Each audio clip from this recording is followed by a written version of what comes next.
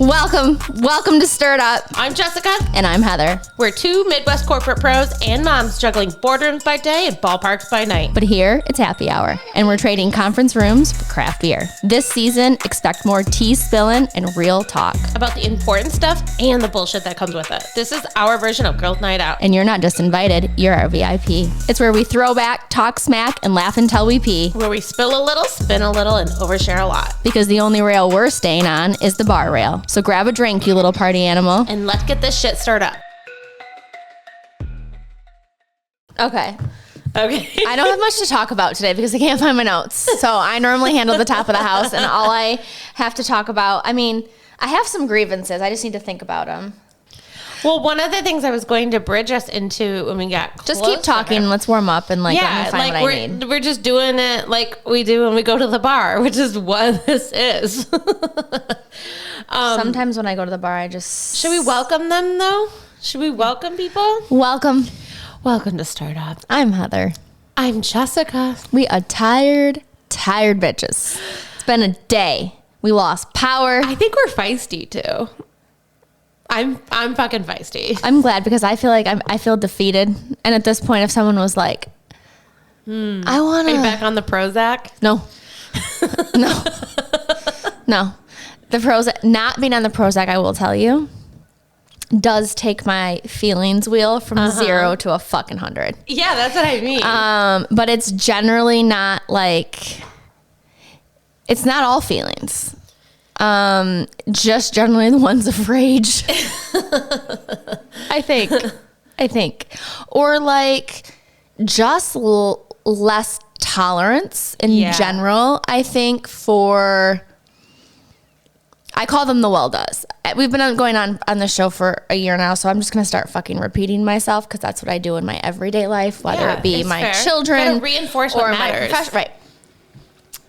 I call some certain things in life well fucking does. Mm-hmm. Well fucking duh, you say thank you when you come over to someone else's house and they give you a drink. Well fucking duh, you put your shit in the dishwasher. Like there's just common sense well does. Yeah, like well duh. Well fucking duh. You walk up to somebody else's table and there's 4 people sitting down. You say hi to everybody. That's a well duh. There's common courtesy well does in terms of behavior, I think. Yeah. I think especially in the Midwest. Then I have like professional well does. Like you've been in this job long enough. You've been a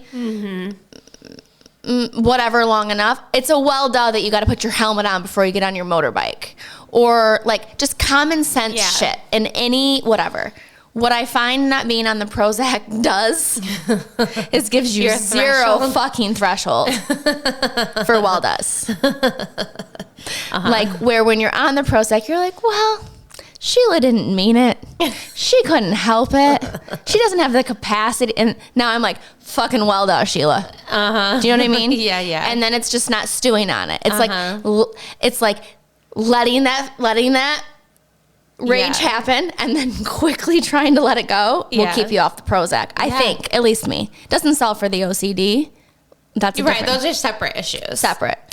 Completely separate. I was telling my doctor today. Did you go to the doc? Yeah. And since we are talking about... That's new news. It is. We're talking about New heights, new news. Oh my God. Well, yeah. I don't know. I guess we can't really talk about Taylor and Trev because it's a month By the time this fucking airs, they'll be married, but we're so fucking excited for Taylor and Travis. We can't handle it. Speaking of new heights. But we are talking about women's health today, so I thought about making this the bridge, but I'm happy to start here, and then we can, again, just see where it takes us. This can be the theme of the episode. We are at the top of the house. I mean, we are at the... You still have not taken your fireball, and I'm ready for another one. Oh, I wondered. I was hopeful, actually. I'm happy to have all the fireballs today. I had... Okay. Tell me about the doctor, and then I'll tell you on my fucking girls' weekend, and it was a riot. Yeah. I've been waiting to hear about pineapples. Like, if I could bring... So... You tell first. I'll tell first. So we went and saw Becky Robinson. If you don't know who Becky Robinson is, fucking look her up. Look up the Entitled fucking Housewife. She's hysterical. Oh, and if you're not her, you know somebody like her. And if you don't know somebody like her, you definitely can get on the bandwagon of making fun of her. So I don't really care who you are. It's like relatable. She's hysterical. All around. Okay, like. And my friends have seen her now twice. and they saw her in Royal Oak. Like from Michigan? Nope, she's 32. She lives in California. I actually don't know where she's originally from. It's got to be someplace in the mountains. Unless it's, I don't know. I don't know where she's from. She's fab. She's like 32 years old. She, I think, has been a comedian for a while. She's been on Wild and Out with Nick Cannon, so you can watch her on there. So during COVID. Does that still exist? I think it might. Okay, carry on. I mean, he's got a lot of fucking kids to support. He's got to keep that production moving. We should study him. Like, how do you sustain even if you're not the most? How do you sustain 16 children and very hot, expensive baby mamas? You know what? He also marries smart baby mamas. So shout out to Bree, who's making her own coin, because I watch you. I see you. Be on our show. Okay, anyways, tell me more. She's hysterical. So I think she's always been a comedian, and she's always done sort of bits and sort of, I'm not an actress, but sort of costume type bits, like impersonations. That's the right word. Okay. So during COVID, so she's been a comedian, but during COVID, she sort of started to put on like fucking a ping visor and like bougie bitch golf attire. And you heard me bitch about golf attire like a couple episodes ago. Where I'm just trying to go enjoy watching the ladies play. And, you know, mama's got to drop $300 to even have one outfit. And just I got 3 days. Presentable. Right? I remember the first time I got invited to a golf outing at DuPont. And I wore jean shorts. And I remember someone who no longer works at the company was whispering about me in my jean shorts. Fuck you, bitch. I'm like, we're at Sandy Ridge. I read Sandy Ridge and I thought jean shorts for sure. I put my Converse on. I put on my cutoff jean shorts. Daddy was there. We worked in the same business. I wore a Zara or a Zaya. Remember when they sold that Zaya from my friend's staff? I wore a Zaya, like breathable girl. A breathable girl. My first one. Okay. So, yeah, anyways. But Becky turns into the entitled housewife. And she started this bit, this impersonation, this character during COVID to bring joy and laughter. And it's turned into like a deal. So Becky Robinson was at Boyne Mountain. I went up with my girl. Oh, I thought you were in Detroit because that's where they're... No, even better. We're at Boyne Mountain, bro. That is fun. Okay, bro. Really cool. So Becky Robinson, so it's at Boyne Mountain. And you could just go to the show or the comedy show, but she also like creates an experience out of the day. So the entitled housewife, fucking look her up, Becky. If you ever would be on our show, I would die. And actually, you should come to the country club. Becky, come to the Midland Country Club. You will die. We could do a co-host. Die. I know I could sell out. I know I could sell it out. Let's tell her. Becky, come. So, entitled housewife. She wears golf skirts. She drives a Range. She has a husband named Scott with a CPAP. You know, her whole message is tits to the wind, cocktails to the brim, right? She's going on girls' night. She's going out with the girls. She's got 2 fucking shitty kids named Dashiell and something else. And so the first half of her bit, she's Becky. And she's just, you know, doing her show. And the second half, she comes out as the entitled housewife. And I will tell you, she has said that some people are disappointed because they expect her to come in as the entitled housewife. Yeah. I thought both parts. Such a big persona. I thought both parts were just as great. I mean, I just have to be honest. But she golf with the ladies. They're out there smoking cigs. She talks about, you know, little uppers when you wake up, little downers, little Tylenol PM, little Xannies, girls, little Savvy B. She's, you know, she carries White Claw sponsored it, like hysterical. So I went with the girls. We went up there, and I will say when we talk about... And it was a couple's trip? No. It wasn't girl. It was a girls' trip for you? It's girls. G-U-I-R. I get it, but I didn't know what yours girls. I had 2 girls. So I went up there with... The Pineapple Neighborhood? That's but she was there, too. Okay. And met us from the Pineapple Neighborhood. We stayed at her cabin. Okay. We got a driver to drive us to and from Boyne. I like this setup. Right? She lives on Lake Charlevoix. We sat by the water. I did the yoga. She made fun of me. The yoga. I laid in the water. So then we drove to the show. We fucking drank with the girls. White Claw sponsored it. We got White Claw fanny packs. I mean, it was so fun. That is fun. So fun. Totally your jam. We got merch. She wears a visor. I got a visor that said somebody's problem. We got VIP because that's how the girls roll. VIP. That's so Got fun. fucking hammered, danced at the club, got picked up by my friend who's The club where? What Snowflake club? Lounge, bitch. She came out on the stage and she was like, dance on real tables? fucking... What? Did you dance on tables? Oh, dude. We dropped it like it was hot. She picked me up and we did a whole deal. And she was a college basketball player. Uh-huh. I was clearly not. Yes. we were a duo. She almost dropped me. That's the hardest I've went since I was with you and Tara. So about every 6 months. Okay, good. How did you feel the following morning? Could you like get up and roll, or did I woke up and I was like, I need. Well, here's what happened. So you know how we talked about, like, it'd be good to have a sister wife. Yeah. When you're going with the girls, you just get some mozzie sticks, a little ranch, and you get your little self a little pizza roll. So that's what we did. But when we got back to the cabin, Right. started to put the shit in the oven, and I was so excited. Yeah. And I guess I went in and put my nightgown on, and it was like moving too slow for me. And I just fucking blacked out. I was like, Did you wash your face? no, and I didn't get one pizza roll.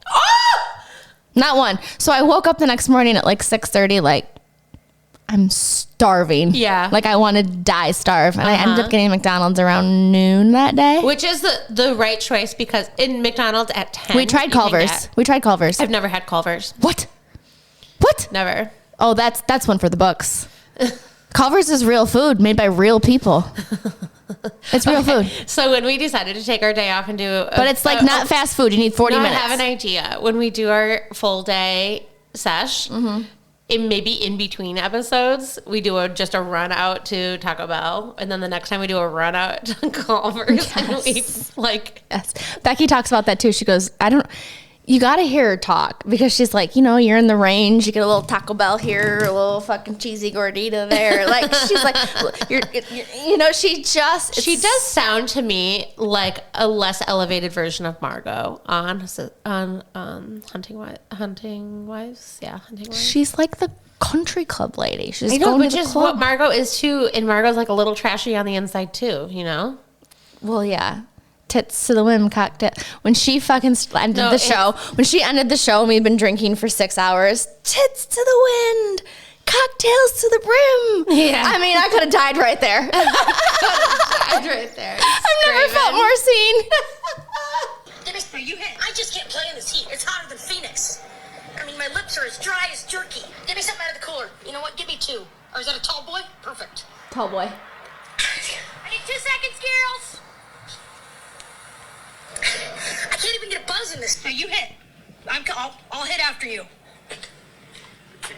A flask. Who puts Oh, we should vodka in a buy flask? branded flasks. That's kind of fun. Fireball mixed with rum chata. That is also very good. That's very special. Watch her, Wanda. 7, 8. Woo! Yahtzee, baby! Yahtzee, baby! Yes! That's what I'm talking about! Yeah. It's warm up! Pop, pop, pop. Count 'em, bitch. Count 'em up. Let's fucking go, girls. Let's fucking go, girls. 2 in person. Pharmacist. She's got makeup friends. Hold on. Let me see. Hey, Scott. I'm gonna go run some errands. I'm gonna go to Home Depot, gonna get a bunch of boxes and... Little wig. Hey, Trish. I just left. Yeah. Yeah. All right. Meet me at the Golden Goose pop-up in 10. Yeah. No, you can make your own. You make your own sneakers. No, you scuff them and you burn them and you put charcoal on them and shit. Yes, they have the bedazzles. Anyways, fucking hilarious.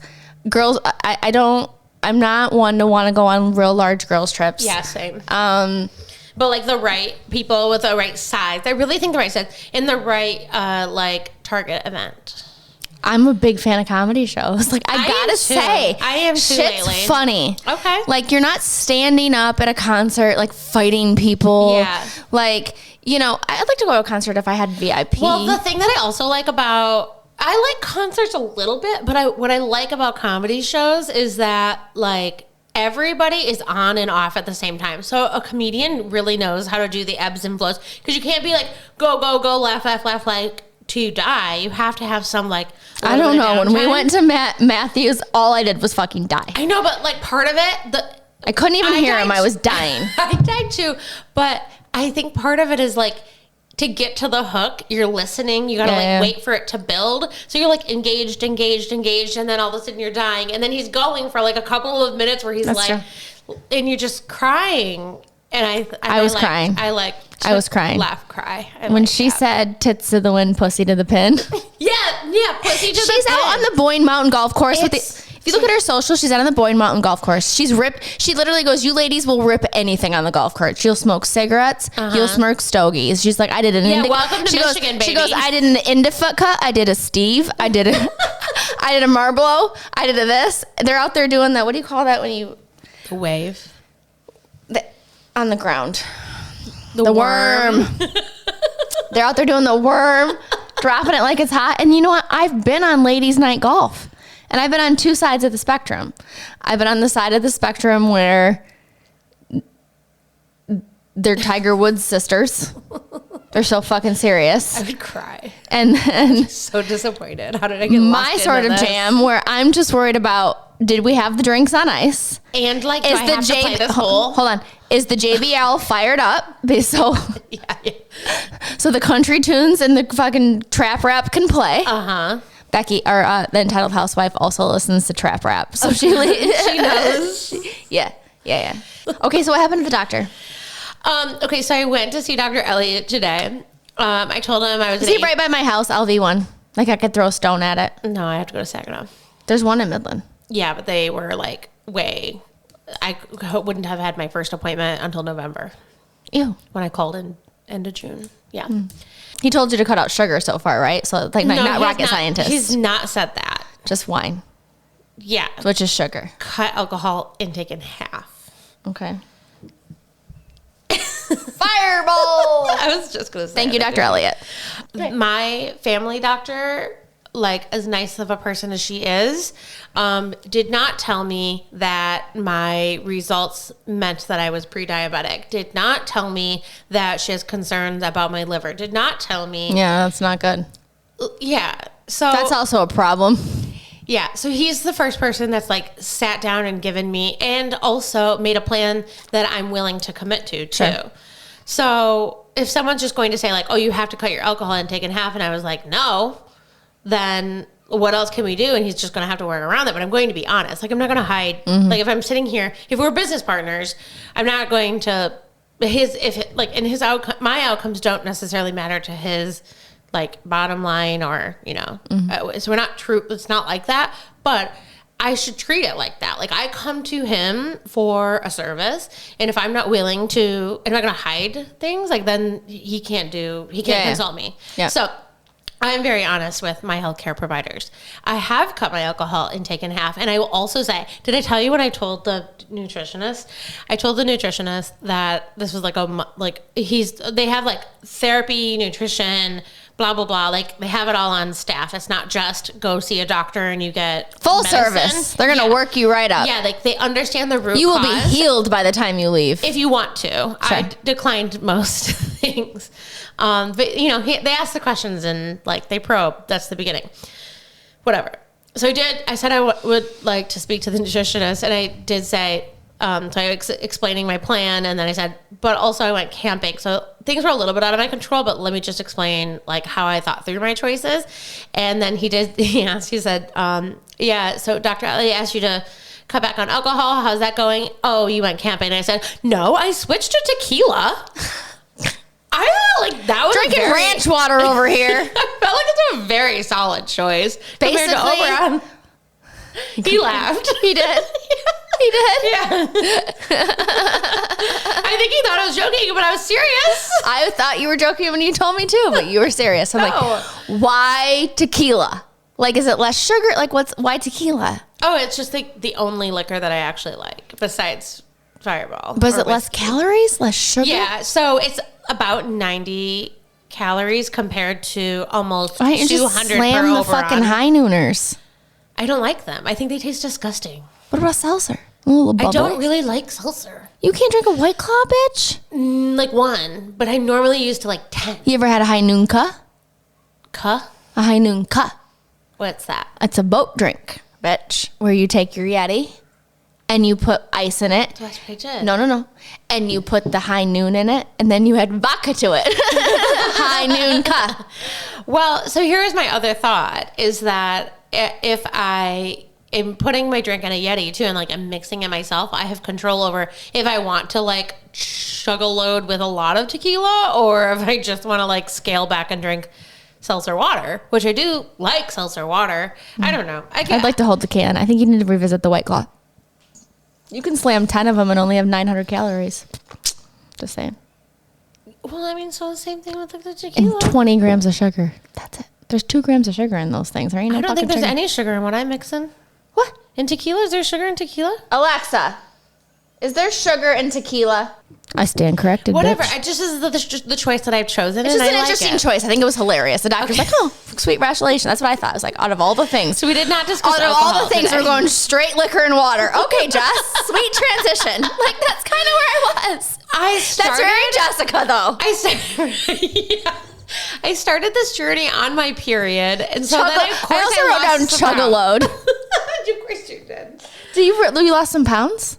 Yeah, of course. Like 7 and then gained 2. What? But so I Jessica, told him in 2 weeks you lost 7 pounds? No, it's been 3. But I told That's him a lot, Jessica. Yeah, but I gained a couple back, and Fuck it. But here's the point, though. I was on my period when he weighed me, and I told him that. Like, So you've lost 15 pounds. oh, I lost a life. You lost a lot. No, You're swollen right now. If you're on your period, you've already...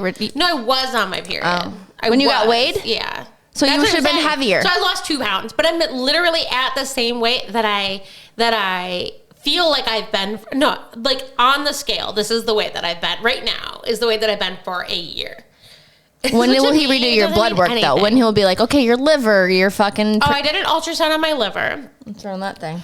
I have fatty liver, which if it has scarring can reduce your lifespan, or like that can be extremely problematic. He said basically, so when I was looking at the results that the my charts like person did to communicate to, so you do the ultrasound and then so an ultrasound tech, and then there's someone. I don't ever look at the results. I just go and leave them there. I'm like, if someone has... I read it and then I can't look. ChatGPT'd it. I get too upset. Yeah, I was for sure. So I was just trying to like go in without thinking about it a lot. What but, is like, fatty liver and how do you get that? Were you born with it? Did you get that to yourself? No, just by having too much visceral fat. I have 4 times Can more you fix visceral. it? Yeah. Get skinny. Oh my God, that's a lot of pressure for us.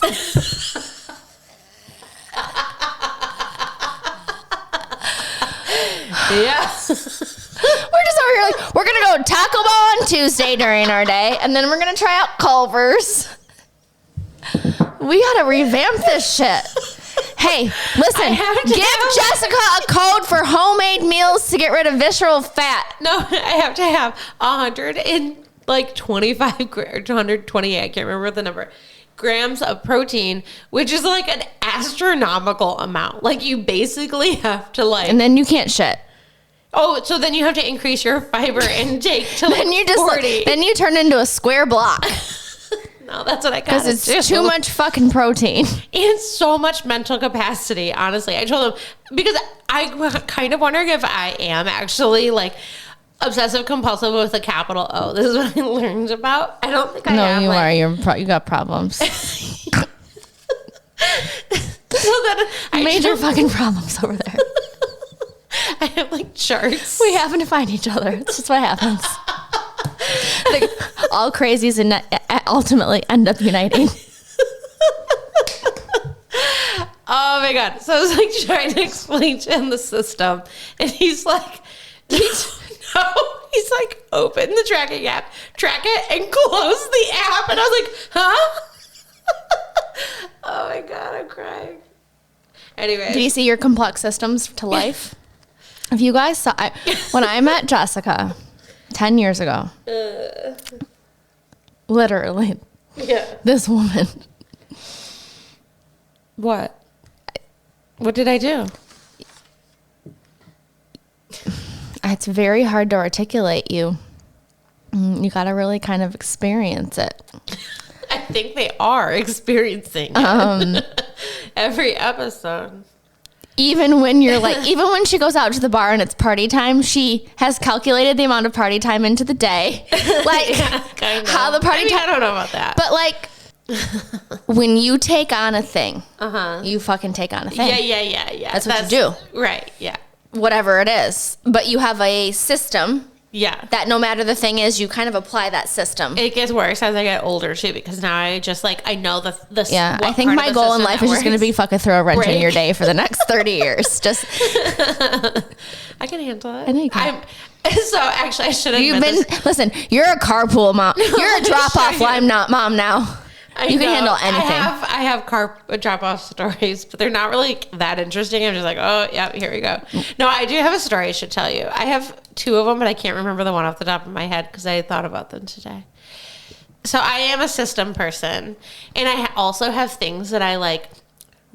I think I'm like starting to collect these things, or like, I don't know, I'm kind of like getting a little, I don't know, just a little obsessive. About what? About a number of things, but I'll give you one example. So I was very excited. I bought, like 2 years ago now, I bought new champagne flutes, and I went through this whole, like, I remember this process of like finding the perfect champagne. Maddie did it with knives too. Yeah. I bought the knives too, but Matt did it with pans. Cast iron pans. So like we're kind of in this old person era of our lives. And when we recorded in the morning one day, we had mimosas with my champagne flutes. And I watched you get in your car with the champagne flute and close the door. And I'm like, oh, never going to see that champagne flute again in my life. I took one of your champagne flutes. But I remember how you said you're going to throw a wrench in my process. So I'm also learning, like, I can let go of the fucking champagne flute. Yeah, because you're also Peyton's mom, so you're going to have to roll. So you are throwing a wrench into my systems, but I am learning to either decide where my boundaries are, like, no, whether I need that or, like, whatever. What else did I take? I don't, I think it's funny that you assume it's a take. If I do think about it. Let me know. I'm not. Once it comes home, it's probably pretty organized. It's probably in the cabinet. Maybe. I think so. My pantry, everything. But if you have a random thing, where way. does that belong? Like, that's the other with thing. The wine floats. Oh, you can have a random wine flute. Oh, that yeah. Doesn't match yours? I'm eclectic. Yeah. Oh, yeah. None of my glasses match. You know what I mean? I got mason jars, and I got jelly jars, and we drink out of that kind of stuff. None of my glasses match. What are you laughing at me for? They don't. Just because it's all glass and it's in a glass cabinet. I'm eclectic. Eclectic. Sounds like you're like branding yourself something special. I don't know. I am special. You are, you know? Yeah. I don't know anybody who calls themselves eclectic. I know I am. Oh, okay. My husband tells me that. I got cuckoo clocks in the garage. I mean, I like treasures. I can find a place for your treasures. I won't lose them. You know what I mean? If I see a wine flute, it won't end up like just laying around. It's gonna go in the glass cabinet. It's the only place we're special in the whole world.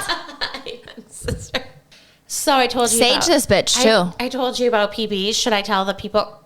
Should I tell the people about PB? Yeah, but I have to pee, and these fucking flies are killing me. I know. And I need a fireball. Me too, for sure. Let's do pee. So we were up at Burt Lake with friends who were like really the people. That's how I knew this man named Pee. Todd, but he went by PB. I didn't know his real name for a long time. I knew him by PB. We don't know why that was his nickname. It's a big thing around here to just call people now like their names. Yeah. So that was just like what he was known by. He passed away a couple of years ago in a car accident, and he had a very, very, very specific pontoon boat, and just so specific. The friends that we were at Burt Lake with saw, their listeners, by the way, too. Shout out. Hey. They saw the pontoon boat and were like, oh my God, that was PP's boat. There was also a weird moment while we were just driving, going fast. It was like a really gorgeous, and I just remember being like, this was deja vu. When I listened to that book called Signs, deja vu is like your spirit's coming to you in your dreams, like sending you a message. And then those moments, like you just pay a little bit more attention to those. So I had a moment where I was like, wow, that was deja vu. I remember dreaming that, whatever, recognize all of this. So it was just like capturing all of these things. I started to talk about it. Whatever PP's boat thing came up. And then we were joking with this like older couple next to us on the beach. The police came, like the DNR came and was like being a macho little fucker. As they fucking do. Oh my God. The green pants. Is that the Give a man with a little brain a whole lot of power and see what happens. And he was just a park ranger. He wasn't even a conservation officer. Come on. Okay. So anyways, he came around like being all macho man, yelling at people for something. And so I wanted to go find Give out. anybody with a little brain and a lot of power. Guess what you got? It doesn't need to be a man. The president. Yeah. Well, he's a man. Right. Child. Right. Exactly. So I walked over to the people and I was like, what was going on? What did he say? I want to know the gossip. And he was messing around with me, whatever. So we were like kind of coming and going with this older couple. And I said, the dog became friendly with us, and the dog was off the leash and came in to visit us. And I walked back and I said, "What's your dog's name?" And the old man, again, he had been messing with us a little bit, and he goes, "Pee-pee." And I was like, "What?" And he's like, "I'm just kidding. It's Petey, but I always say pee-pee because I just think that's funny."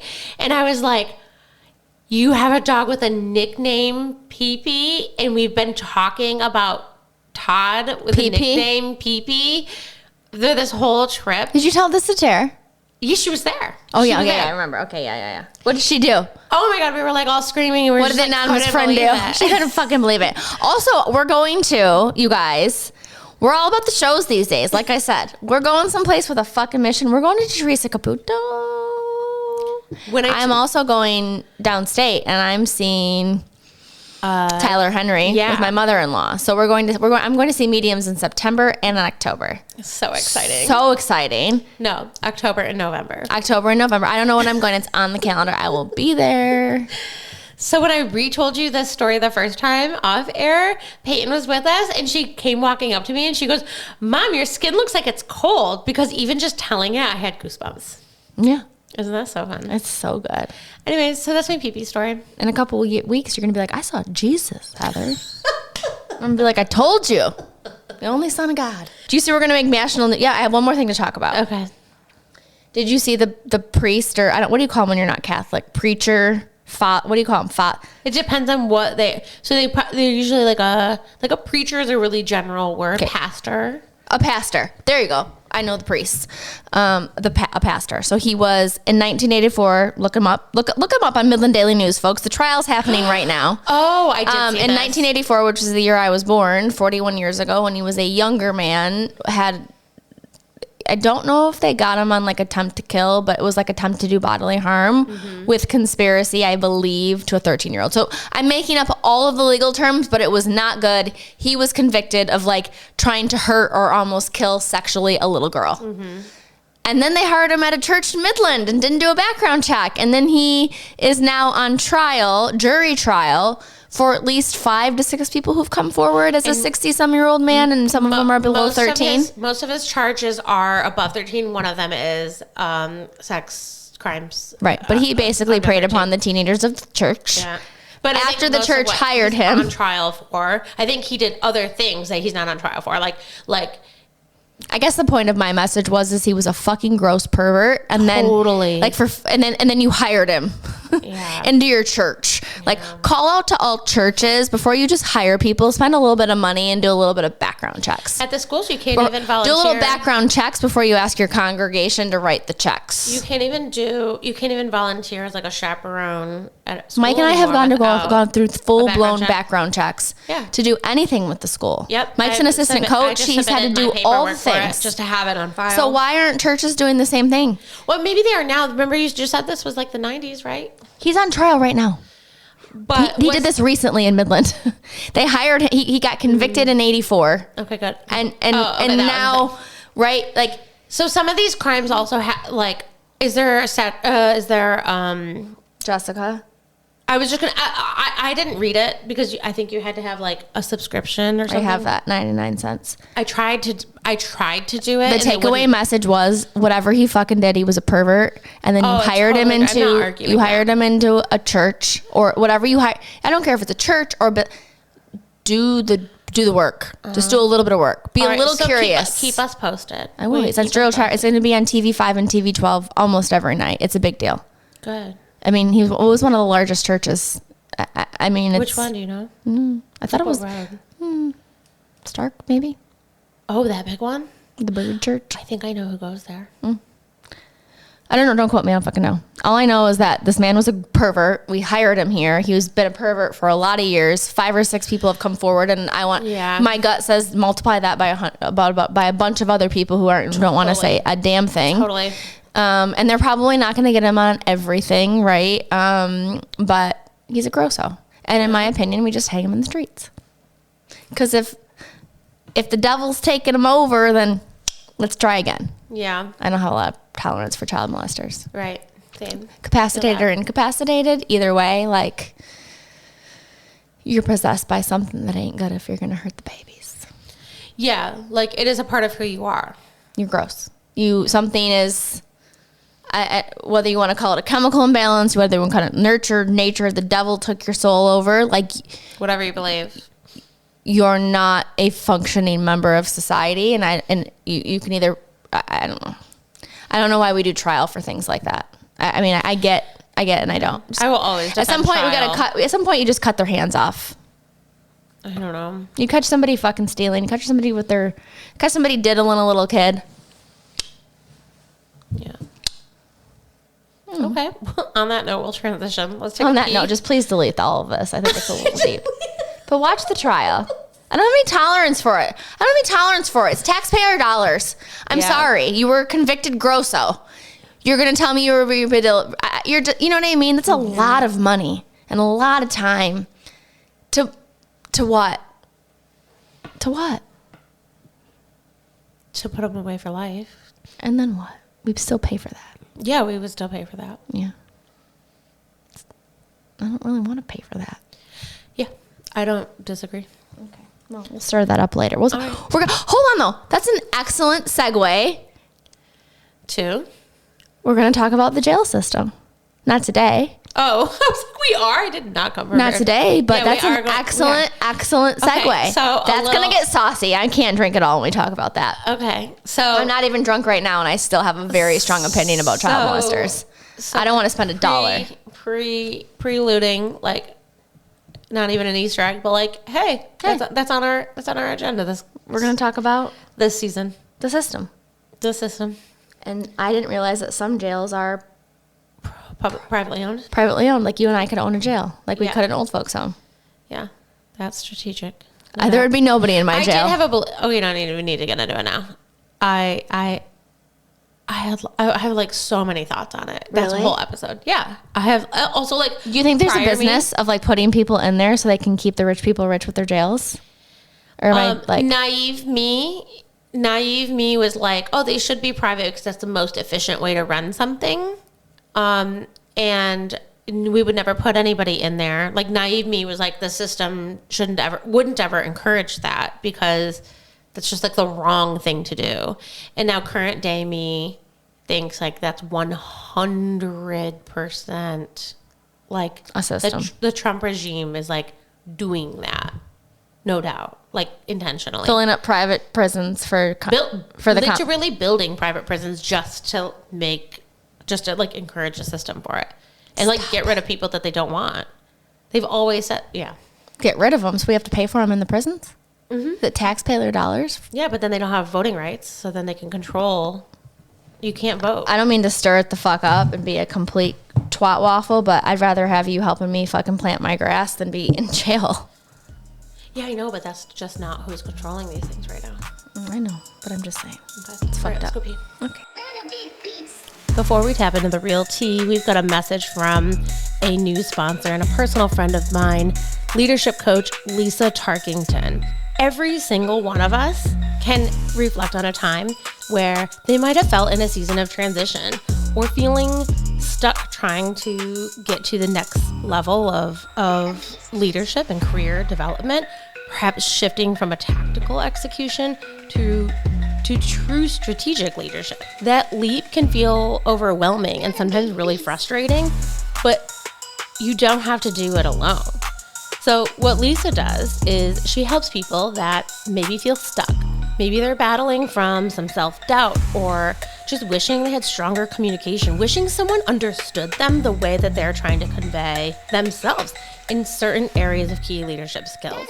Many people, including myself, don't realize that actually a coach is the one that can help you get to that next level. So Lisa is a personal friend of mine, and I've gotten to watch her journey helping people in all aspects of life, overcoming some of those skills that prevent each and every one of us from getting to the next level in our career is what she excels in identifying and then overcoming.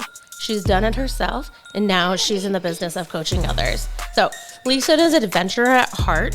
She's a guide by design.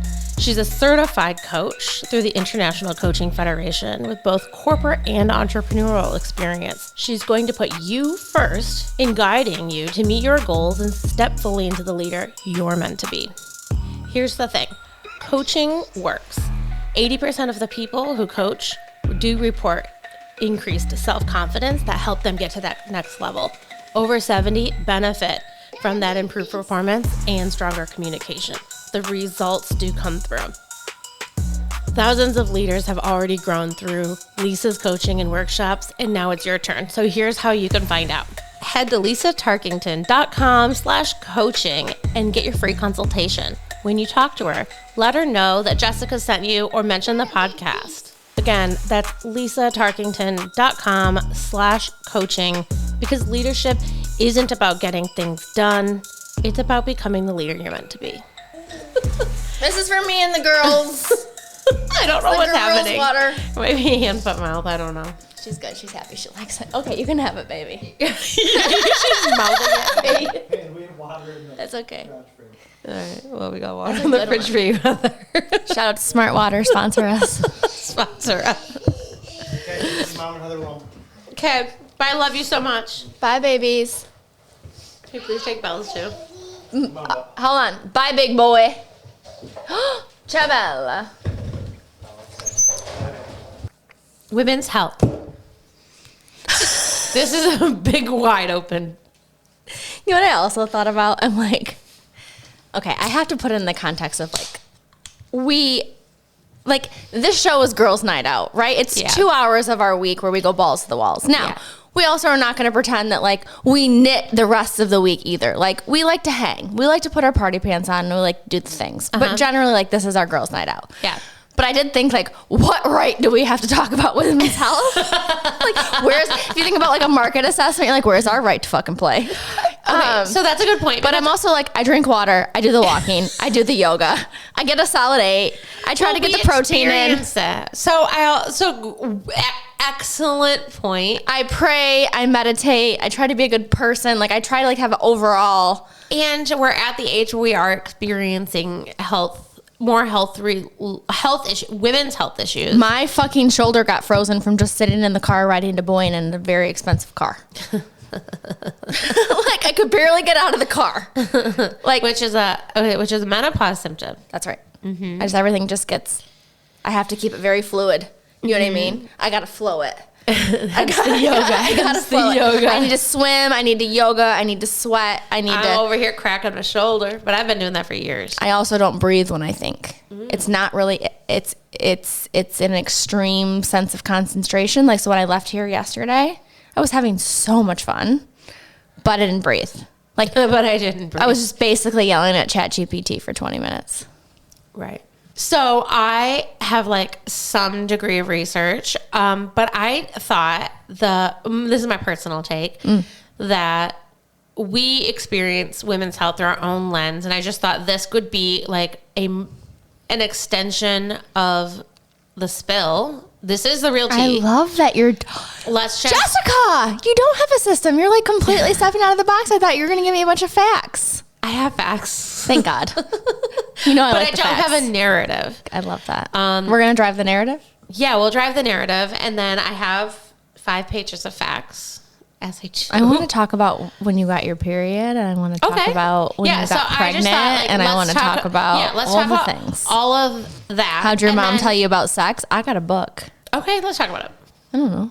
How did your mom talk? Did She your mom or wanted to dad, or talk- did somebody my mother else- actually- No, how did you find out about sex? Ooh. My neighbors taught me. I know. I think I probably saw my parents doing it. Oh, really? So I did hear them. We Yeah. built a new house. No, I knew before then. I don't know. I don't really know. I was one of the lucky girls that didn't get molested.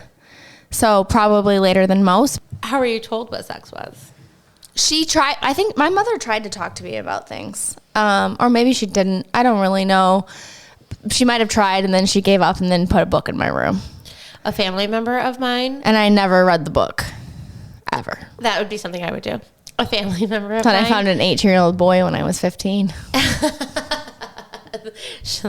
The book became very serious. Family member of mine got pregnant, Why but do you- didn't tell anybody. Like she didn't know apparently. Went in for like toothache and abdominal cramps to the emergency room. And That ended happened up in that labor happened to and my friend. delivery. Labor and delivery. That happened to my friend. When I watched that on the Learning Channel, I thought that this was a lie. I was like, TLC made this all up. Nobody is 9 months pregnant and doesn't know. And now you're probably the 7th person who's told me that story, and a very good friend of mine that happened to as well. Went in for cramps and came home with a baby. Yeah. That's a thing. Yeah. That's Well, yeah, 100%. crazy that here's what pisses me off, and we might not actually talk about women's health. Maybe we'll move on. The fact that we can grow a human being and like go to fucking work and think we have a cramp and then come home with a kid. I don't care if you're an addict. I don't care if you like. That's incredible.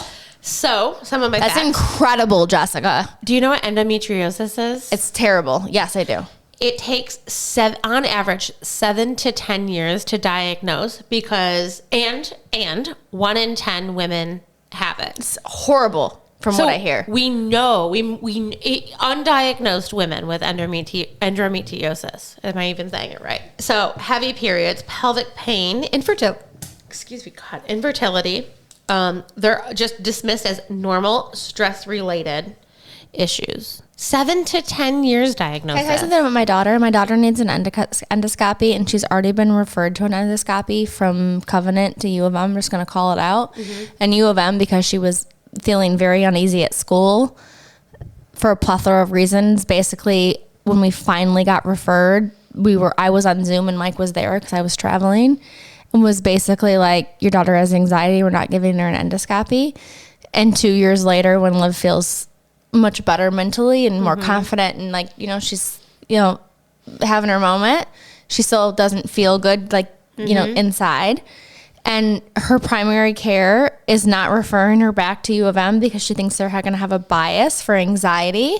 So they're referring her to Hurley at a different hospital so she can at least have a clean slate, and they'll look at her GI as her GI and not her GI related to her mental health. What I do know is that the both are incredibly related, at least in the way that my body operates. So my mental health, we've talked about this before, physically exuberates, whether it be frozen shoulder, whether it be I shit myself, whether it be whatever. But also in my family, we have terrible digestive systems and terrible guts and colostomy bags and all of these things. Like my your family has a history of that so too. to your point, even my 12-year-old who has been through all the things, had worms after that. We found out she had a parasite. Oh, yeah. Right? Who was basically dismissed at U of M, and we've got her back. Like, she's of...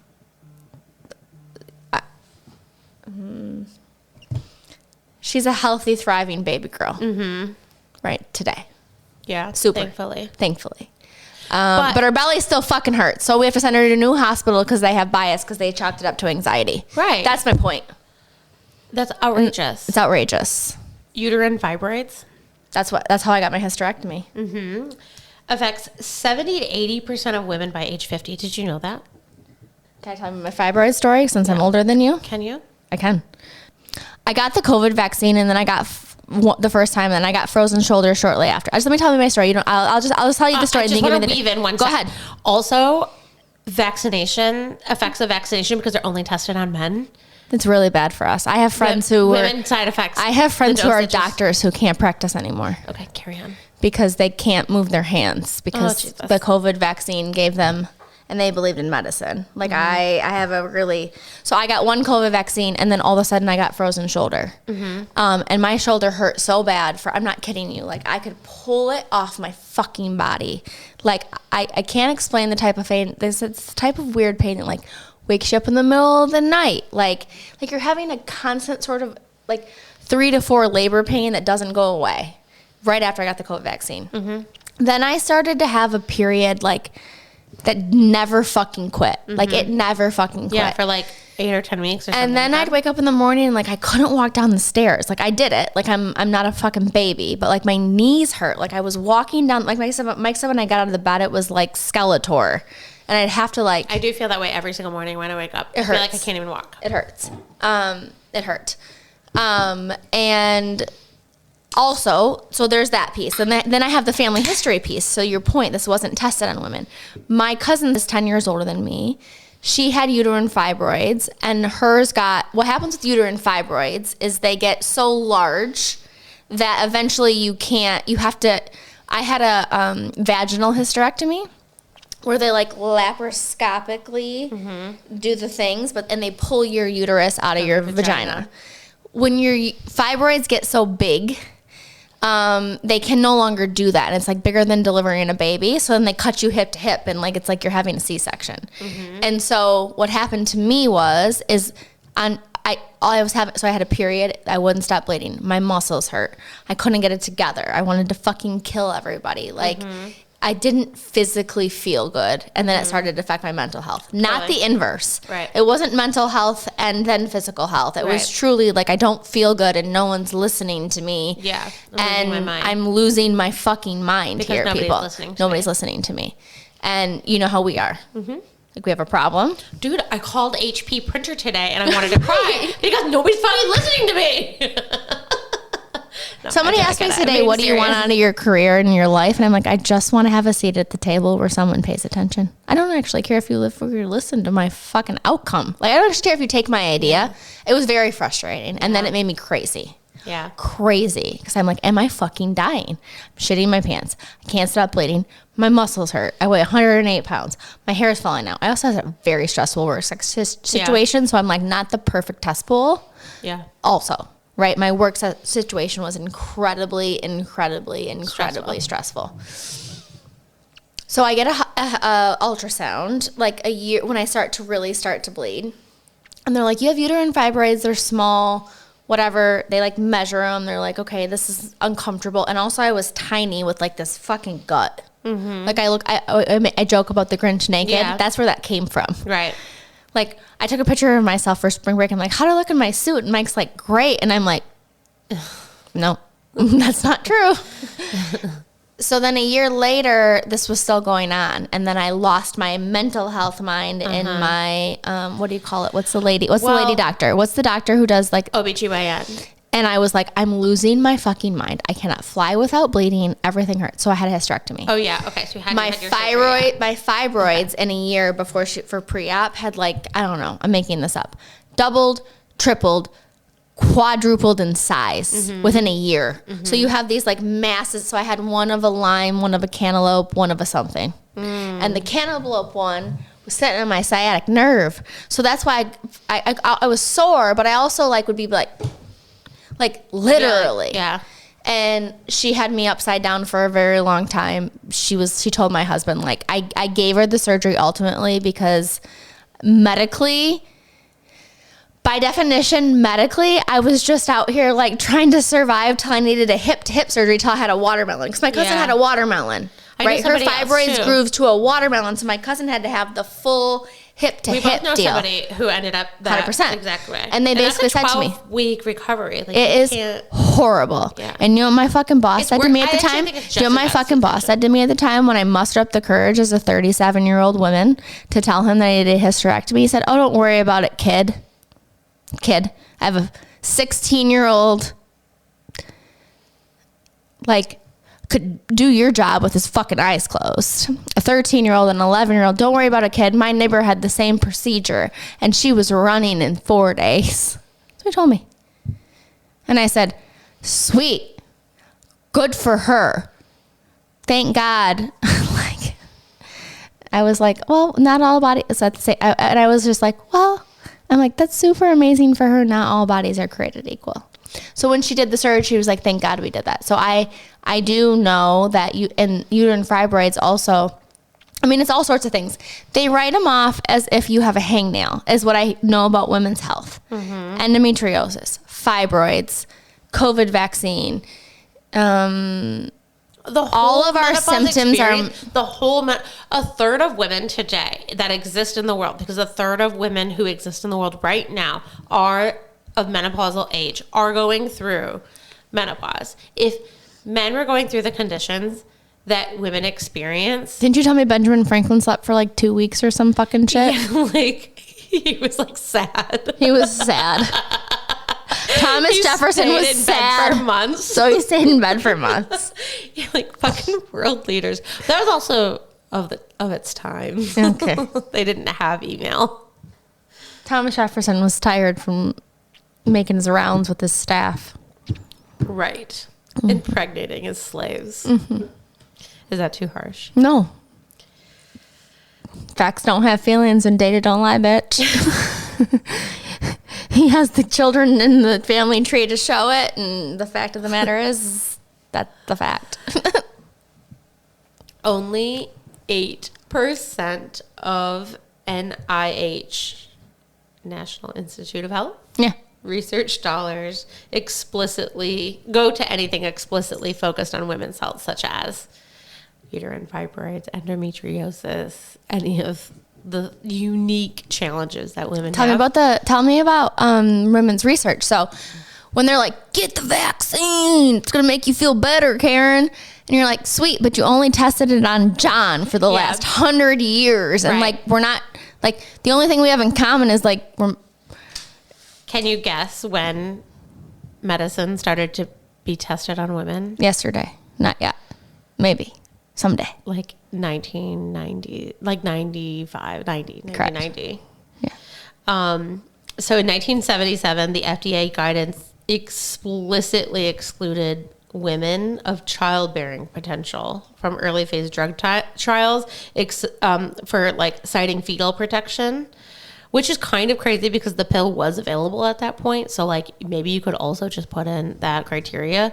I had also read that much of the reasoning for excluding women from drug trials was because the cyclical nature of like a female menstrual cycle affected the outcome.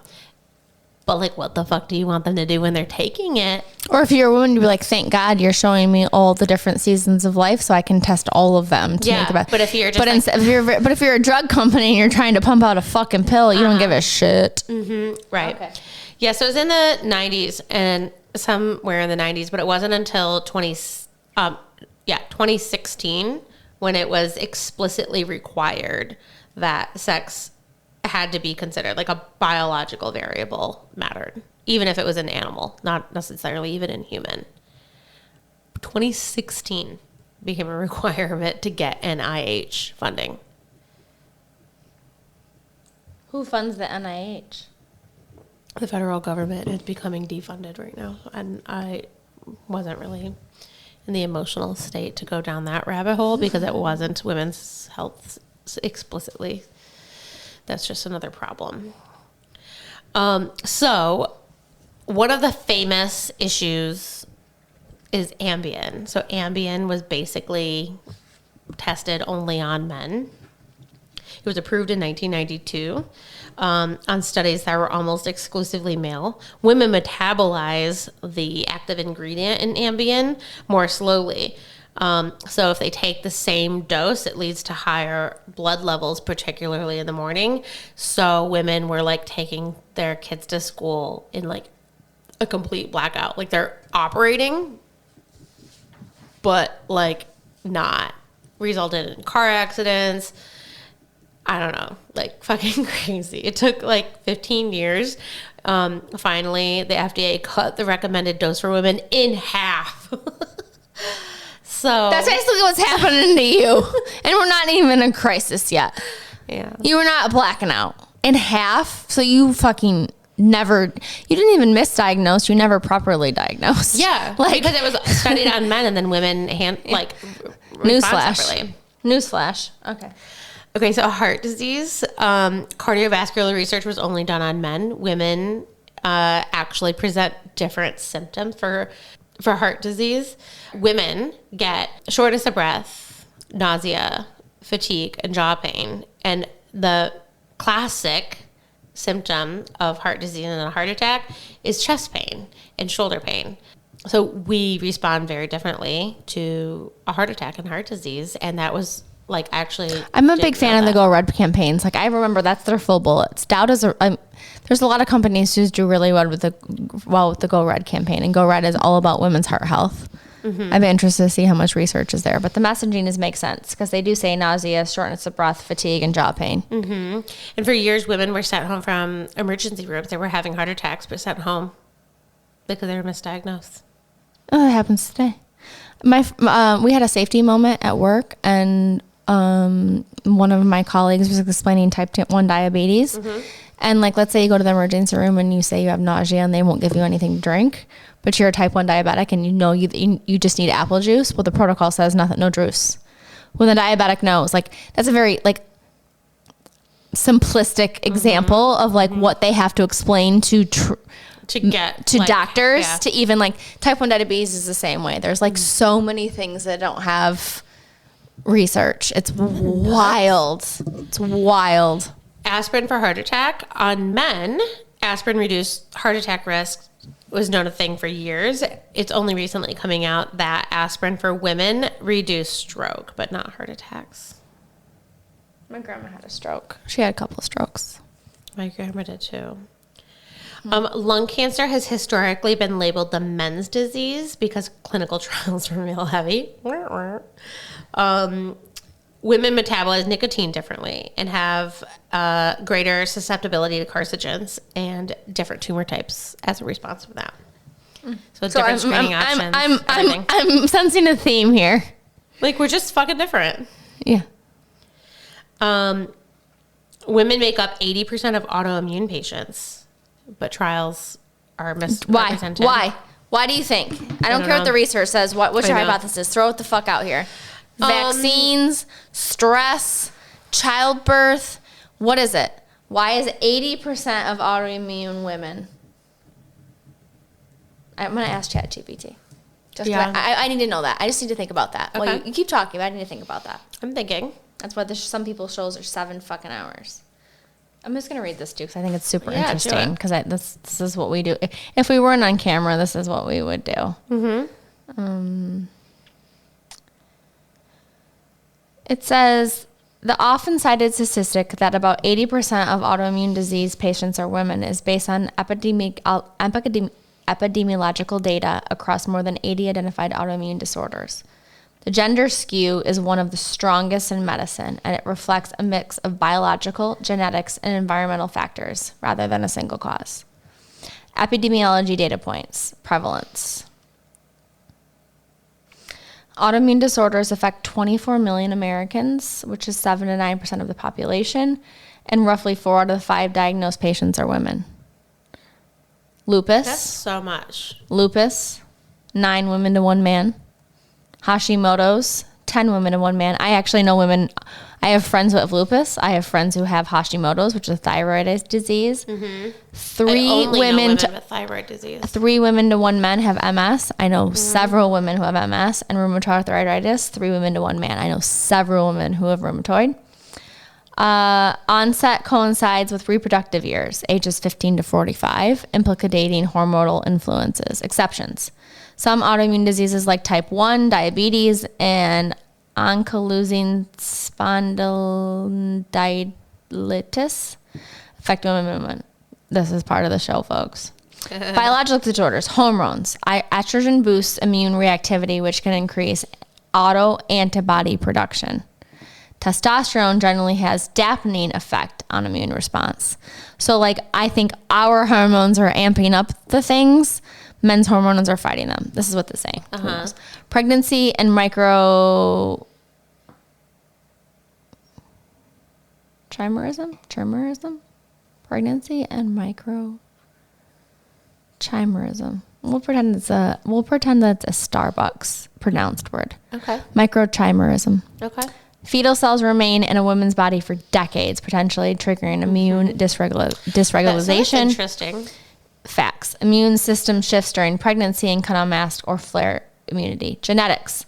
Many autoimmune diseases involve mutations of variations of the X chromosome. Women have 2 copies.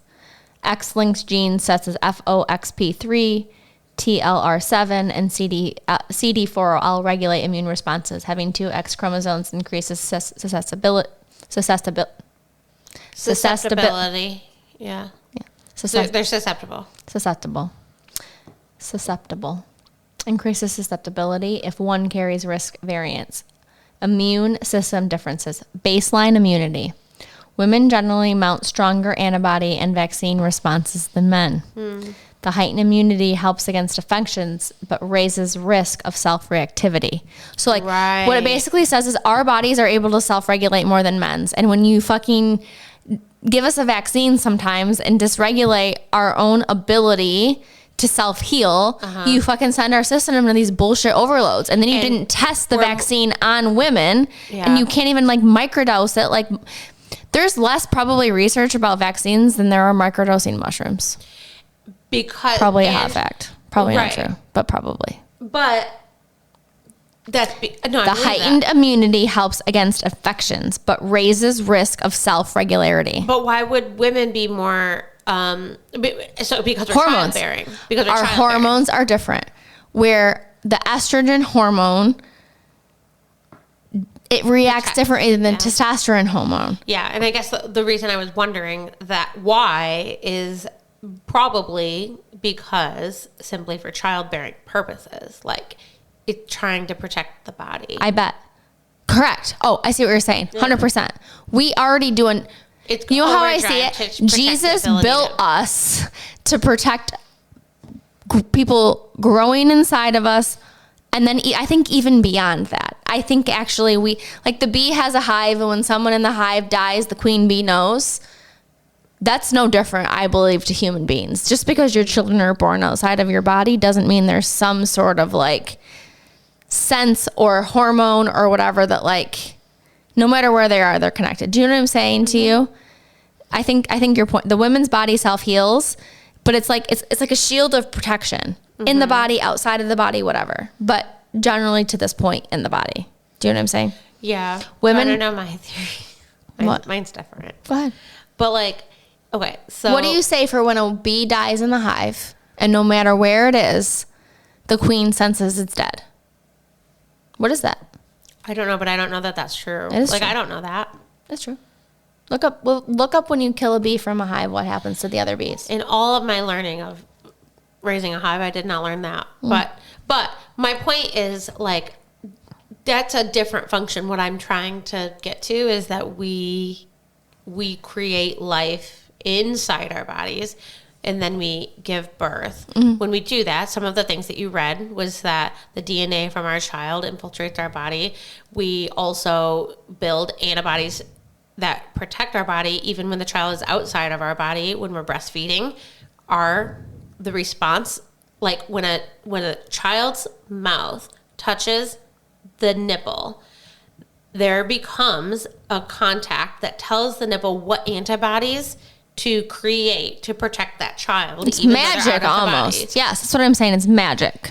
Women are magic. My point is, my theory is, like, where I was going with it and what you just read in context of what I know is that, like, we have to fight harder. We create antibodies more. Our bodies are built to create antibodies to protect our children, or to protect the ability to create more children so that life can prolong.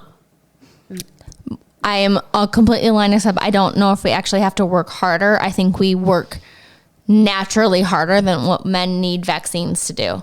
And I think when you inject shit into our bodies, it already sends we already have the boost. We are organically born with the boost, and they need the boost. And maybe we both need a boost eventually someday. But the vaccines, but like autoimmune. So if we're going in overdrive, any of the things you're seeing, they call it the man flu versus the woman flu. Yeah, they're babies. Yeah, but those are different. I think that is like a different fundamental. That's a pain tolerance. I think we have a pain tolerance built up because we have a period every month. And then I'm saying, I think our bodies are biologically rejecting certain things that men's bodies aren't because we need to protect the womb or the thing that came out of the womb. Right, and I agree with you, but I also see what this is saying is like if your computer system is running completely fine, regulating itself, and all of a sudden you amp up the computer system to try to make it even I just want to be very better. clear that I'm pro-vaccine. So. Me too. Okay, I don't want to even like bleed along the lines that like women don't need vaccines. I think. How did you jump from that to vaccines? Because we're on the COVID. We're on the research. Yeah, we're on the research. But I just want to be really super fucking clear. Yeah.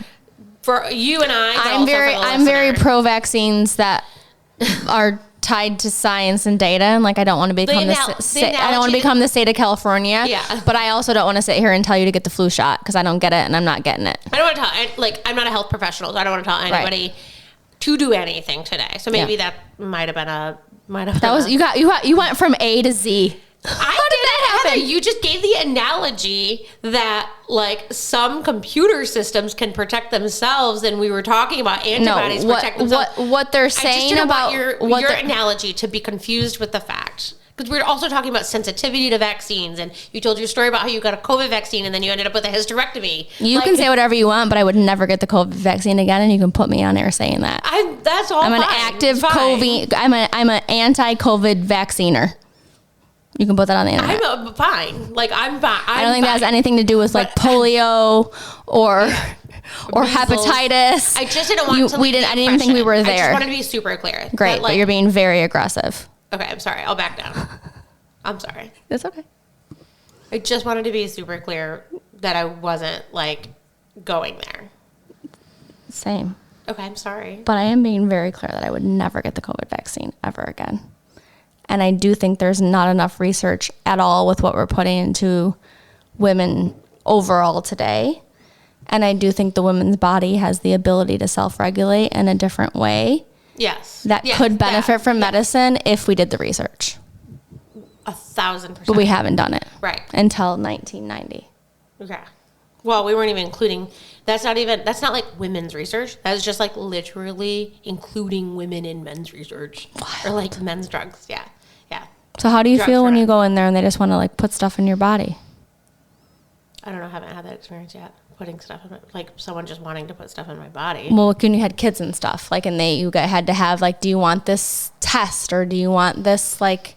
Do you remember when they asked you like, do you want to know if the babies have Down syndrome or do you want to have like? Yes, I wanted all of the genetic research for sure. I wanted all of because I want to make an informed decision always. Yeah.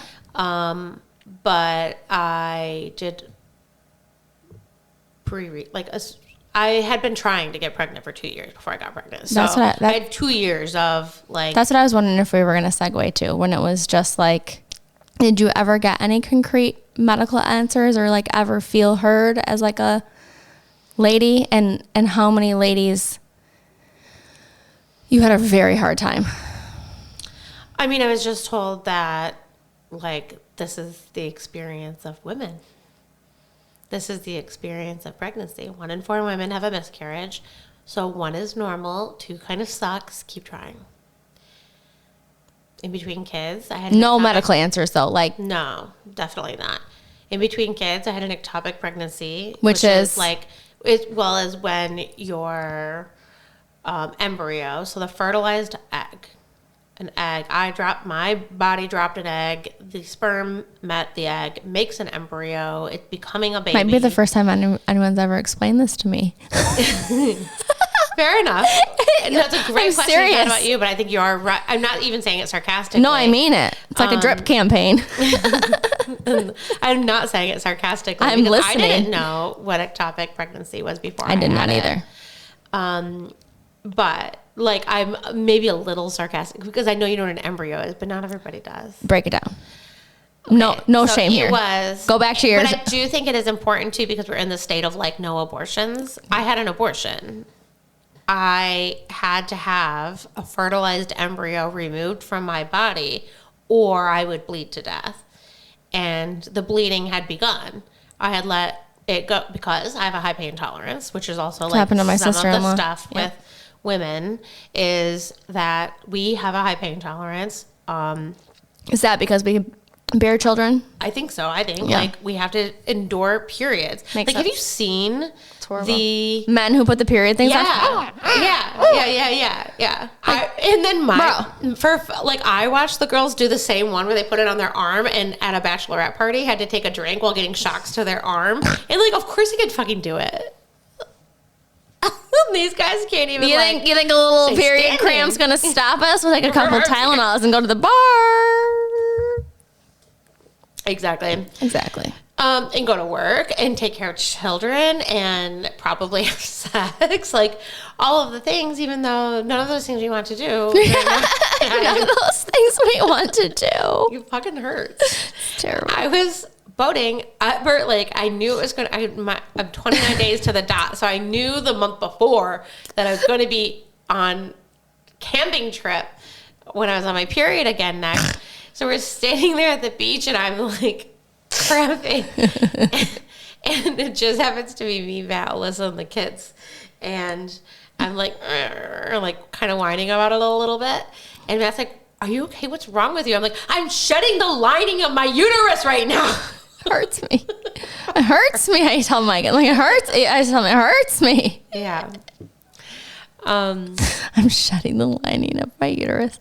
The whole boat trip's like, Yeah. We had a lot. Almost every female there. Did you wear pads or tampons? I have always been a tampon person, but after kids, I find them to be very uncomfortable. Like, I think my girl bits are blown out a little bit, and they're just not fitting. The innards ain't having it no more. So I have period underwear. Shout out Knix. I really want to be We've an been affiliate talking sponsor. They rejected me because they have Kristen Bell right now. Like, Okay, Kristen Bell. But I love did get her. turned down. I applied. I got turned down for our podcast, but I'm going to keep trying. And I got turned down twice, I'm too. a big fan of Knix. Miss Christie gave me some when I had my period. They would look like a full-blown diaper, but they were like real, almost like a Fruit of the Loom diaper. A fabulous deal. You can just let her flow all day long. No one's going to bother you. Yeah, this doesn't feel like a diaper. Knix don't feel like a diaper. They feel like very contained. So when you had the ectopic pregnancy and you have to go in, what is that process? So I was at the farmer's market 3 days before on a Saturday, and I was like, oh no, I can feel blood between my legs. Oh no, even before that. I was holding on to Peyton in the bathroom, getting ready to leave to the farmer's market, and I had like definitely an excruciating but temporary pain. It wasn't like sending me, like I almost dropped her. Like I almost had, that it was a very high degree of pain, but it was like short, 2 seconds, 3 seconds. And then it didn't happen again. And then we got to the farmer's market and I could feel blood. And like anybody with a period knows what that feels like. So I was like, well, I've had miscarriages before, so that's a miscarriage. And we just like, I told Matt what was happening. I had known that I was pregnant. And we chopped. I said, just let me know if you see any blood. Because when we get home, I'll take care of this. But like right now, I can't. So on the way home, I decided I was just gonna call my doctor's office. But they have like an after hours line. And they said, okay, when's your next? I explained my symptoms, and they said, when's your next appointment? And I said, on Wednesday, or it was Tuesday. I can't remember, but it was multiple days. Like that was a Saturday. They wanted you to wait. Yeah, they just said, okay, we'll still keep your ultrasound, because it was my first ultrasound appointment of that pregnancy. So that's like 9 or 10, like 10 weeks, whatever, 9 weeks. So we'll keep that ultrasound appointment and just come in, and if, we'll know at that point if the baby was viable or not. So I did. I waited until then. I did have bleeding, but it was never like gushing blood. Like there was never anything really dramatic. Just continued bleeding. occasionally, not consistently, not like a period where it's just always bleeding. So to me, that was not a lot of blood because a period is so much more blood. So Sometimes you think you might actually have no more blood left. what was happening was that where the baby was containing the blood. And so there's a pool of blood like being Oh, held. it couldn't. Like, it was like clogging the drain. Yeah. Yeah. So there was some blood, but not a significant amount. But that's potentially more dangerous. Like, you're losing blood if it's coming out of your body, but like at this point, a clog is also not Can't ideal pull up either. inside of you. That's not great. Okay, understood. Right. So I went to the doctor's office, got my ultrasound. The ultrasound tech was Matt came with me, was very polite and said things like, she knew what the context of before I came in. So that was really great. Was very polite about like, we're not expecting a pregnancy here. Are you? Not either. And I was like, I don't know. I was hopeful, but like, no. I at that time did not. I think she thought that I knew what an ectopic pregnancy was, and that I thought that was what was happening also. How are we supposed But to I just know? thought it was like a pure loss. Like, I had already bled or pooped or peed. Like, I thought all things were gone out of my body, just empty vessel in there. So I could, you can see what's going on the ultrasound thing, but like wasn't. What did it look like? Like a. So it wasn't the same to me. There was like still a lot more empty spaces, but she was really focusing on like a very smaller area, which was because obviously like if that embryo doesn't drop into your uterus, it's still in the tube between. And that's to get stuck in there. It gets stuck. So then it's like a small area. She has to really focus. So I don't really have like a lot of memory about what it looked like per se. But I was in there a very long time. She took a lot of pictures. She was gone for a long time. Normally I get to leave when she leaves, and I could not. And my doctor, my OBGYN was not available at the time for whatever reason, or a scheduled reason or whatever. And a different doctor came in, Dr. Thiel. I'll just name drop him. Everybody loves him, and I loved him. Best. He came in and very calmly said, I'll see you in the operating room. You need to go to the hospital right now. So I had eaten breakfast, so I had to sit under supervision before I could have surgery in the operating room.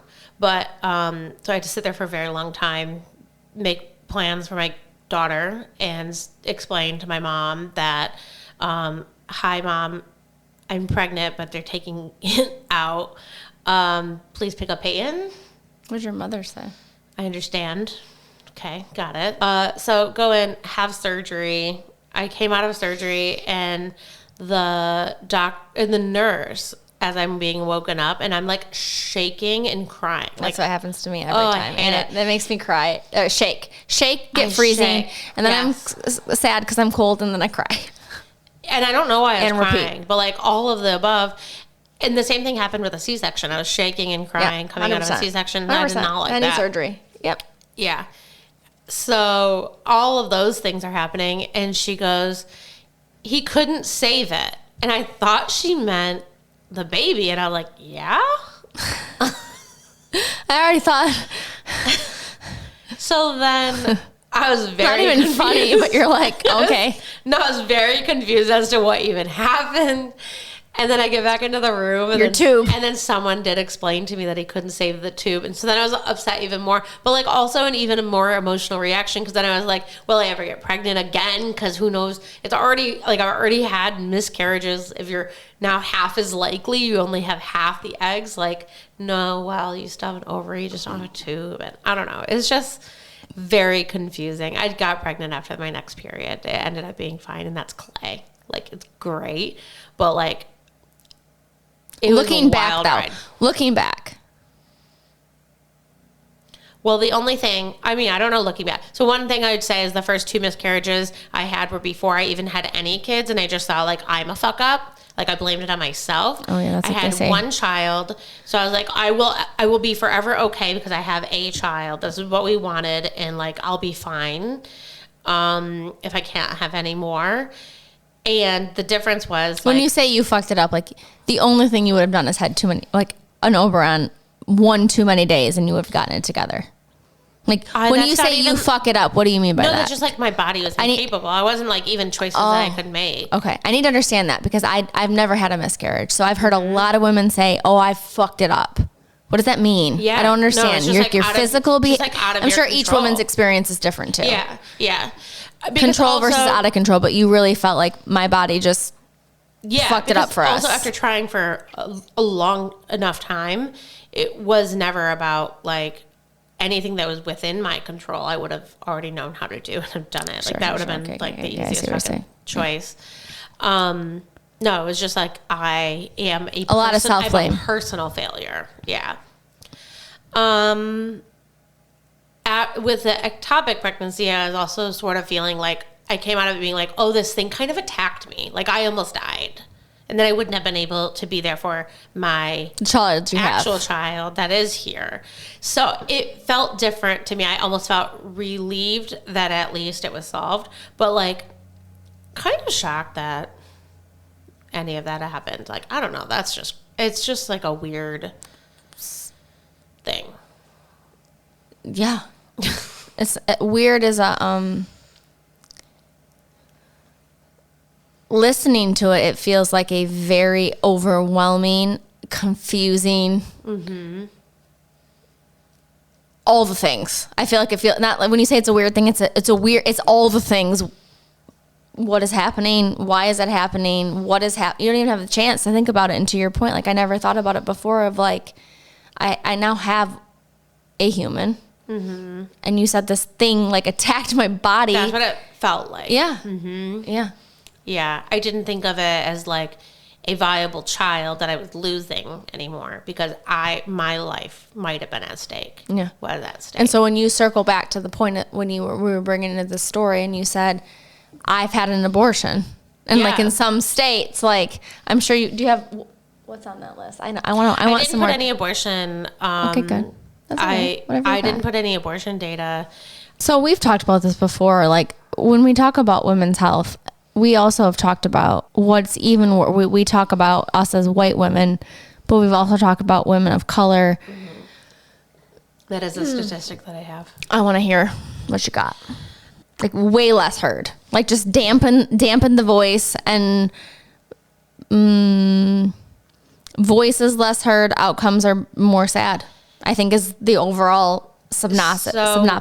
Also, women of color have a higher rate of what is it called when you die during childbirth? But like childbearing. yeah, childbearing death or like Yeah. maternal. What is Why? it called? Maternal. I don't really know. I don't understand it. That I think like when you and I can sit here and intellectually say why something is when we're talking about Starbucks or when we're talking about Anheuser-Busch or any of the things that we've talked about for a year, they're pretty black and white because they're like business terms. And You don't think why there's less research on women of color versus white women versus women in general versus men isn't pretty black and white? yeah, We don't have a penis. No, I think all of that. That's what I think is like the Yeah. moral of the story when it comes down to like why specifically like black women in childbirth. That feels like a black box because I can't imagine. Is it because they're being treated as a bias? Is it because Yes. like what the Yes. actual Yes. underlying symptoms are? Is it because there are some other biological differences Yes, that take I think so place? too. Yeah. And we haven't studied those things, Yeah. so we don't know how to do things differently when somebody of like A different ethnic background. Yeah. Or what did you say? You said, I think when they're born, it's a lot of genetics. And then we sort of, so it's like genetically, Right. not researched Yeah, well. like the nature versus nurture Yeah. situation. Yeah. Yeah. So yeah, like I guess like the answer is because we haven't researched it. We don't know why, but normally when we come here, we get to say why things are the way that they are. And also normally the hole that we fill is like the context of our expertise and our experience in a business environment that some bro in a CEO seat isn't doing somewhere else, that we can say like, oh, we bring our point of view to the table that's a little bit differently, and we've been successful in our little pocket of the world. So, hey, business-wise, think of this. When we talk about women's health, like, it's a whole different black box. Oh, I hear you, but I also disagree. I think we actually get a bigger seat at the table because we are women and we have experienced it. And the data just says you have never researched us and you probably have a bias to why you didn't. Yeah. So like, I think our actually opinion, I feel more responsibility to our opinion in the business world than I do our opinion here. You feel more responsibility to our opinion in the business world than our opinion here. And the fact of it being, not the opinion, but the data driven by the opinion. I think I can have an opinion backed by no data that says there's a lot of bias around not giving a fuck what a black woman feels that's greater than what a white woman feels. I think I can take the data that you said and the experiences you have, which is very different from what I've had, but also like shitty and terrible, and be like, you're not investing the money. You're pumping things generally across the board into all of our bodies from baby to adult. And like, I think just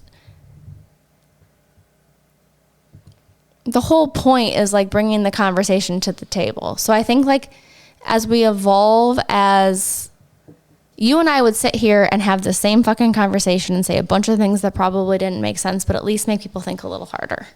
So like if somebody leaves today and says, yeah, I think that's next time I have a severe pain and I'm walking and I feel like, I'm going to go hopefully like either DM Jess or like have a greater voice, or like, hey, if I'm having a period for 2 years and now I'm losing my mind and like, okay, like I don't think I feel less responsibility to be concrete in the facts and more responsibility to be concrete in our own truths. I hear you. I get that. And this part of where we're at. I agree, which is why I think also like the nature of this topic lends ourselves to just like exploring it. That's why you start. That's where you started. Yeah, because there isn't a narrative here more than anything that we all have our own. Starting the conversation. Yeah, all have our own narrative. There are some. Come on and prove us wrong. Yeah. Tell me that, Heather, we've done all the research on all the things and your frozen shoulder, right? Yeah. Right. Like, we already know that because we've done the research on our own health things that we are going through. And we know that there are gaps there. And now we're following like all of the communities and all of the people, and everybody's just saying like there's huge gaps, and the challenges, all of these other things that we talk about on a regular basis or that, we like to explore, a lot of them can be solved pretty in an isolated nature. And like, this is something that is so big and so complicated that just like one doctor can't do it alone, or one area of study. We're starting the conversation, and maybe that's how we think about it. Like, when I was preparing for today, I felt conflicted about a call to action too, of like, what do we do with this? It just felt like a little bit of a Debbie Downer to me. Yeah, it's fucking, it is. It is. It really is. But also we're super powerful. So you look up the science, and if someone wants to invest in the science of our bodies, like where I think you and I got a little like, I already think our bodies are like magic. Like we were built to like take care of ourselves, and like some women have 13 or 20 of us. Like our ability to self-regenerate is almost something of magic. So if we're saying only 10% of the research or less than goes towards us, man, if we put 10% into was already magic, what could happen? Whether it's endometriosis, whether it's vaccines, whether it's, Right. So in a small way, like an individual, in a small way, there's two things that I think, like a small way, individual contribution. Like we have to have big way things. That's right. Like if the NIH is a government organization. If they are defunded, then women's health is defunded. So point blank, like your vote matters. And advocate for that from a political perspective. That's a big picture thing, and that's really difficult. So even if I spend every single day writing into my constituents I am a constituent. If I spend every single day writing into my representatives, maybe that won't matter. But if you're going to choose nonprofits to spend dollars on, consider There you go. Consider donating to one that supports women's research. And then my other call to action that I hadn't considered until we had this whole conversation. But I think one of the morals of the stories of the lessons, and one of the lessons that you taught me that I continue to try to practice, and other women that I spend my time talking about women's health with outside of this podcast, is advocate for your own health. You can't just trust the system. And I always really did trust the system. I know. Me too. If you're not getting the answers that you feel are satisfying what you came to a healthcare professional for, talk to others about it. Others will explain their experience. They might have a doctor they can refer you to. They might have ways of phrasing the question. Ask ChatGPT how to talk to your doctor. I really think Ask Alexa, unless you got a dumb bitch like us. there's a lot of different ways that I think That's super smart, Mama. You have to advocate for yourself in a really different way than men do. I think that is the most incredible call to action. Advocate for yourself. Also talk to other women. So, end to end. Yeah. I think If you need help and you don't know what to do, talk to us. fucking DM us and we'll figure it out. If you live in Midland, go up to the gateway. But at the end of the day, start the conversation. And I still believe the most powerful circle you have around you is the people you have at your table. So talk to other women about all the things. I do agree with that. And but also acknowledging there are levels of privilege to healthcare, and you and I are probably at the top of it. Get that. But we're here to start a conversation for all people. Okay, so good calls to action. I'm sorry for getting aggressive earlier. I was actually thinking that we were getting a little soft. And back in the day when we were really feisty, remember when we were really feisty back in the day? We would have we do that all the time. I'd be like, Jessica, do you remember? Yeah, but I think I also think that we need other... I think we pick on each other in other ways where it's You literally said to me, you think you're special because you're eclectic. I know. But you weren't sad about that, were you? No! Okay. Finally somebody sees me. Right. I think it's fine. But I did want to say, I'm sorry because I could tell, it's a stirred up conversation. It's tough. Yeah, it's tough. It's tough. But I think what I was thinking about is we called the podcast Stirred Up and we got really agreeable. And the only thing we got stirred up was with alcohol. Which also is fine. Fine. I'll tell you one famous last story. Okay. You ready? All right, so you don't You're have to be gonna that die. bad. You don't have to be that bad. Okay, you're going to die. Okay. Had 2 boys, right? Never had a lot of things happen. Never have had a miscarriage. Got pregnant by getting looked at. Water broke, literally. Water broke laying in bed. Took my little way to the hospital. Bennett and Reeve popped out in 2 or 3 pushes. Right. On God. Problem. Then I was pregnant for Liv. Also, fairly easy pregnancy. Except when my water broke for her, I started bleeding.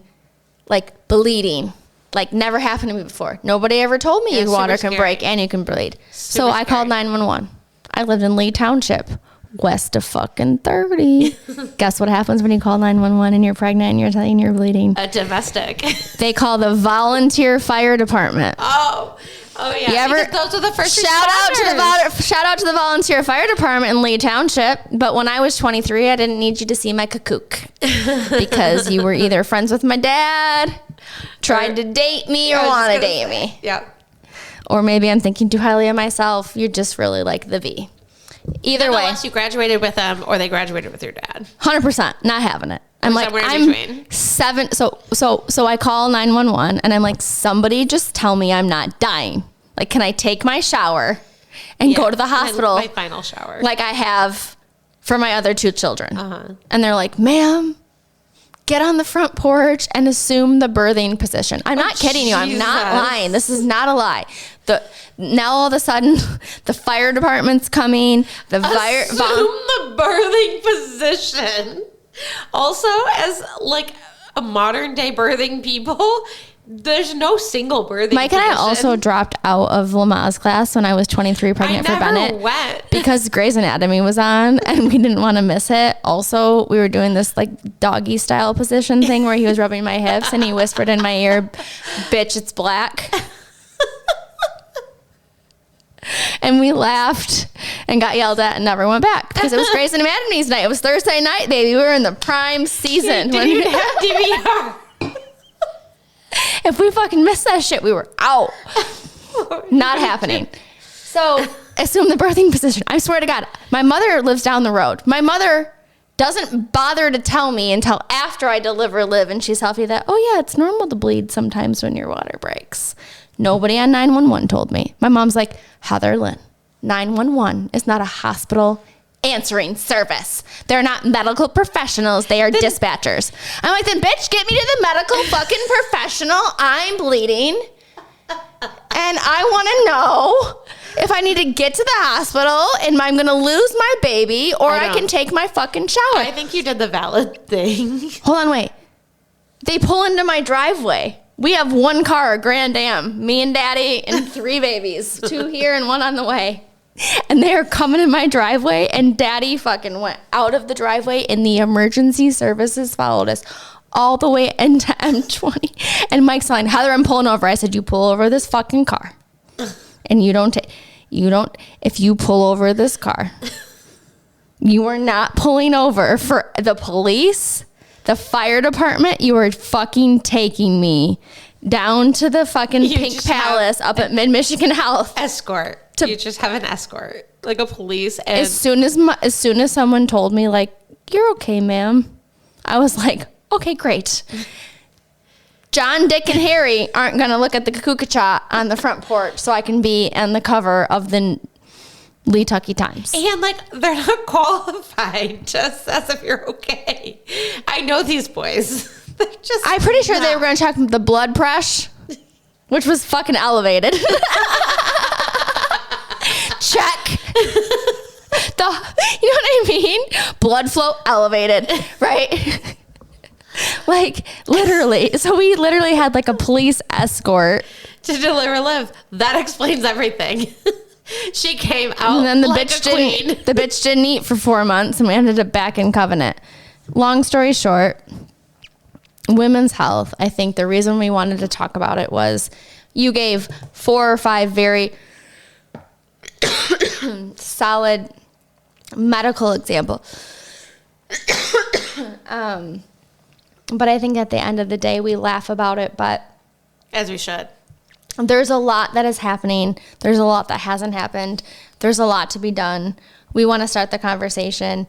We think a little bit about purpose and promise and like, what are we going to do greater than the kids and the family and why are we doing these things? And I think we're kind of onto something here with what the give back looks like. Mm-hmm. You know, if we think about mental health, I think that's super important. Women's health is super important. Like, yeah, you know, I don't know what else to say. A good tip of the iceberg. So we clink to women's health and to learning more and to advocating more. And this is just the beginning. Cheers. Did you catch that episode we did on Comfort? Comfort is a sweatshirt, loungewear, sweatpants company that, as so far as we can see, an ethical, sustainable organization and something is emerging, growing, relatively new company. And we partnered with them to get you 15% off. All you have to do is go to comfort.com/stirreduppod to get 15% off one of the comfiest sweatshirts and sweatpants you can find. Thank you for listening to Stirred Up. If you like what you heard, please subscribe, check us out on YouTube, follow us on your podcast apps. Please send it to a friend, leave a comment, add a rating. Every little bit helps. We look forward to seeing you next week.